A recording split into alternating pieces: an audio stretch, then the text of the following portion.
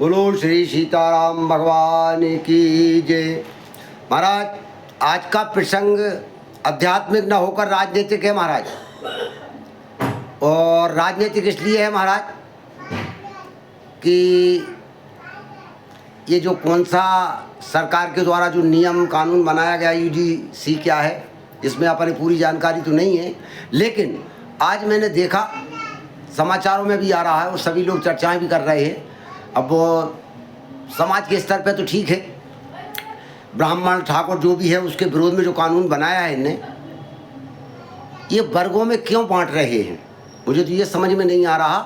जिस चीज़ की आवश्यकता नहीं है वो नियम क्यों ला रहे हैं। ये नियम को किसने मांग करी थी, इसको इस नियम की किसने, कौन आदमियों ने मांग करी? मांग नहीं करी थी तो लाए क्यों? लाए तो ऐसा क्यों लाए कि इसका ही विरोध हो रहा है।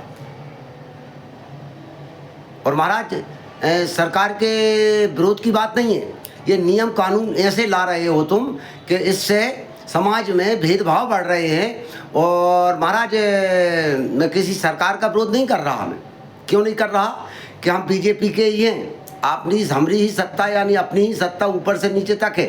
बीजेपी के थे, हैं और रहेंगे भी आगे भी। लेकिन अगर ऐसे नियम कानून आए तो महाराज बीजेपी की सत्ता नहीं रहेगी। आदमी आपसे दूर होता चला जा रहा है। मेरे से भी ज़्यादा कट्टर बीजेपी के सदस्य आज मेरे साथ खड़े होकर कह रहे हैं यार क्या हो रहा है जी, हम नहीं देंगे इसको। तो महाराज, मेरा तो मत ये है कि ज़्यादा विस्तार में ना जाके, हालांकि हम प्रयास करेंगे हम सभी लोग कि कूट पीट के ठोक ठाक के नहीं सही करें पहले तो।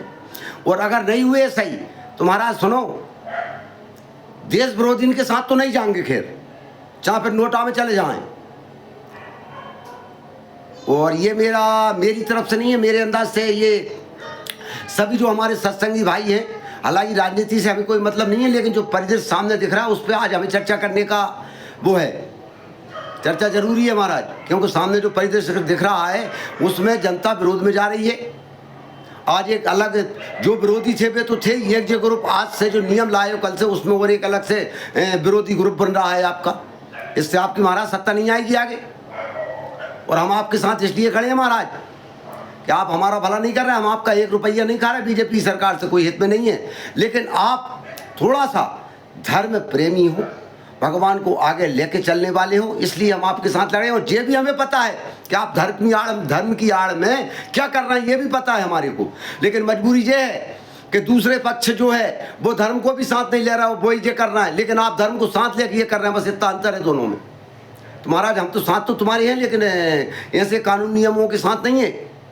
ये ध्यान रहे, सरकार इस पर हम विपक्ष की तरफ से नहीं है, और सरकार इस पर विचार करे, गौर करे। ऐसे नियम कानून की कोई आवश्यकता नहीं है। जो चीज़ मांग रहे हैं वो दे नहीं रहे, जो नहीं मांग रहे बात है बगैर मान नहीं रहे। यार तुम कर क्या रहे हो देश के अंदर? बड़ी विडम्बना हो रही है यार महाराज, बड़ी हम तो सोच रहे थे प्रधानमंत्री के बड़े बायस समझ रहे हैं, प्रधानमंत्री को ईमानदार समझ के हम उनके साथ जुड़े हुए हैं। बाकी बीच की चैन तो तुम्हारी गड़बड़ है, और इनसे ज़्यादा गड़बड़ है विपक्ष से। लेकिन हम इसलिए जुड़े हैं कि हमारा एक प्रमुख नेता ईमानदार है, क्योंकि उस पर आज तक कोई आरोप नहीं लगा पाया। आप लोग विपक्ष कोई आरोप नहीं लगा पाया आज तक, झूठा भले ही चिल्लाता है, आरोप सिद्ध नहीं हुआ। अच्छा, दूसरी चीज़, हमारे पास तीसरा विकल्प भी नहीं है महाराज। हम तो सोच रहे थे यार महाराज के बीजेपी कुछ दिनों में अच्छी सत्ता अच्छा काम करे, काम तो अच्छे करिए, 10-20% अच्छे काम करिए, इसमें कोई दो राह नहीं। लेकिन कुछ और भी अच्छा हो सकता है अगर करने का प्रयास करें तो महाराज, मेरी सभी धर्म प्रेमी बंधुओं से भी, सत्संगी भाइयों से भी और सरकारों से भी बड़ा निवेदन है महाराज, सामंजस्य बिठा के चलें। समाज, सारी समाज है सरकार के साथ, तो सरकार समाज के साथ ऐसा सामंजस्य बिठाए ये दुनिया न बढ़े महाराज, ये विनाशकारी बनेंगी। इसलिए आज का प्रसंग यहीं समाप्त करते हुए सभी सत्संगी भाइयों को जय श्री सीताराम।